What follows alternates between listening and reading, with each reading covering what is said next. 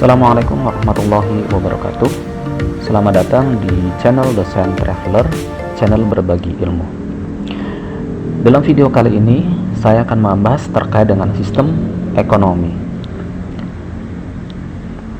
Sebelumnya, kita telah membahas 3 masalah pokok dalam perekonomian, yaitu produk apa yang dihasilkan, kemudian bagaimana cara produksinya, dan problem yang terakhir adalah siapa yang mendapatkannya.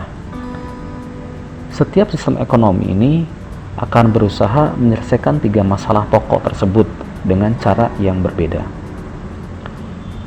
Sektor produksi dapat menghasilkan berbagai kombinasi barang yang dapat diproduksikan dengan menggunakan faktor-faktor produksi, ya, tenaga kerja, tanah, dan modal yang tersedia. Sedangkan pilihan konsumsi masyarakat yang dinyatakan dalam interaksi masyarakat dan para penjual di pasar barang akan menentukan jenis dan jumlah barang yang dihasilkan dalam perekonomian. Sedangkan distribusi pendapatan di antara berbagai faktor produksi akan menentukan jenis dan jumlah barang yang akan dinikmati oleh berbagai golongan masyarakat.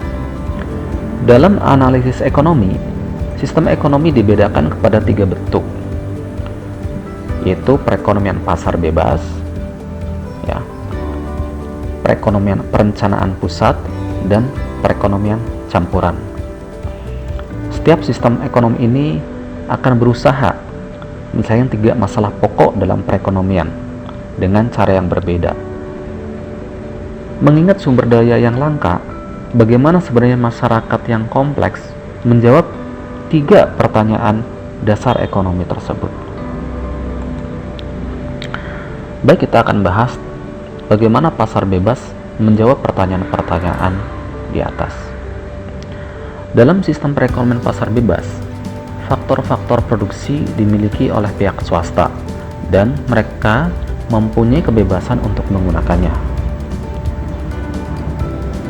Pihak swasta seperti sektor perusahaan akan berusaha untuk menggunakan secara paling efisien dan memberi keuntungan yang paling maksimum. Sehingga sistem perekonomian pasar bebas mencapai tujuan tersebut melalui interaksi di antara pengusaha dan pembeli di dalam pasar.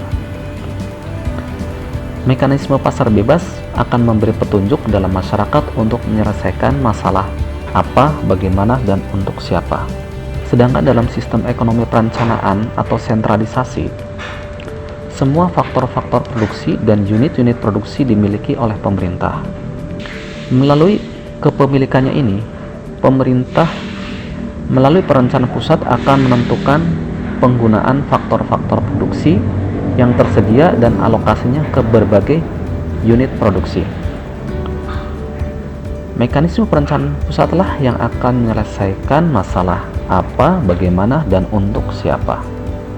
Perbedaan antara sistem ekonomi sentralisasi atau common economy dan ekonomi pasar bebas atau free market economy dalam bentuk murni mereka sangat besar. Namun nyatanya tidak ada bentuk-bentuk murni pasar bebas maupun pasar sentralisasi di dunia ini. Semua sistem nyata dalam beberapa hal mereka berkombinasi atau tercampur, sehingga muncullah sistem ekonomi campuran. Bahkan para pendukung setia sistem pasar bebas mengakui bahwa sistem pasar bebas tidaklah sempurna. Pertama, mereka tidak selalu menghasilkan apa yang diinginkan orang dengan biaya terendah, sehingga istilahnya tetap ada inefisiensi. Kedua, penghargaan secara pendapatan mungkin didistribusikan secara tidak adil dan beberapa kelompok masyarakat mungkin tertinggalkan. Dan yang ketiga, faktanya periode pengangguran dan inflasi selalu berulang dengan beberapa keteraturan.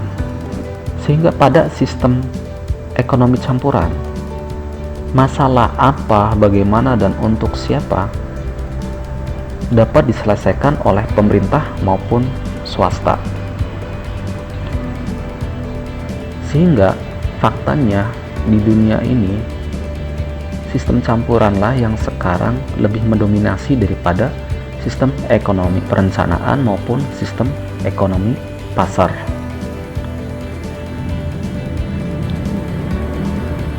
Baik, demikian video singkat hari ini, mudah-mudahan bermanfaat. Silahkan like dan subscribe dan share kepada teman-teman agar manfaatnya tersebar merata. Wassalamualaikum warahmatullahi wabarakatuh.